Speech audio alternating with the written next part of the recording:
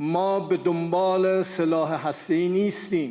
যুদ্ধটা ইরানের জন্য লাভজনক কোনো ব্যবসা নয়। আমরা পারমাণবিক বোমাও বানাতে চাই না। পারমাণবিক বোমা তৈরির ব্যাপারে আমাদের সর্বোচ্চ ধর্মীয় নেতা আয়াতুল্লাহ আলী খামেনি একটা ফতোয়া দিয়েছেন। বলেছেন ইসলামে পারমাণবিক বোমা নিষিদ্ধ, কারণ ইসলামী প্রজাতন্ত্রের নীতিতে নিরপরাধ মানুষের হত্যাকাণ্ড কোনোভাবেই গ্রহণযোগ্য নয়। قتل عام انسان‌های بیگناه به هیچ وجه پذیرفته نیست. ما قطعاً با همسایگانمون ارتباطمون رو صمیمی‌تر خواهیم کرد. জাতিসংঘের পরমাণু নজরদারি সংস্থা যখন খুশি আমাদের পরমাণু প্রকল্পে ঘুরে যেতে পারেন। তারা শতবার আসুক, পরীক্ষা করুক, আমরা এটা নিয়ে একদমই উদ্বিগ্ন নই। তবু প্রতিদিন এটা বলা উচিত না যে ইরান পারমাণবিক অস্ত্র বানাচ্ছে।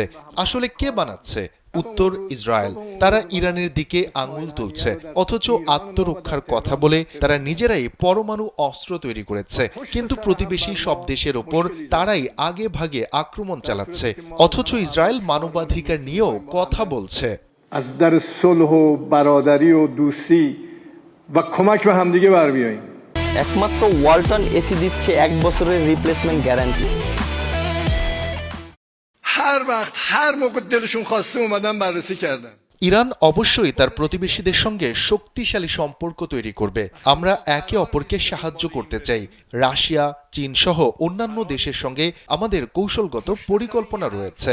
আমরা সব দেশের সঙ্গে কাজ করতে প্রস্তুত। এজন্য পরিকল্পনা তৈরি এবং স্বাক্ষর করতে চায় তেহরান।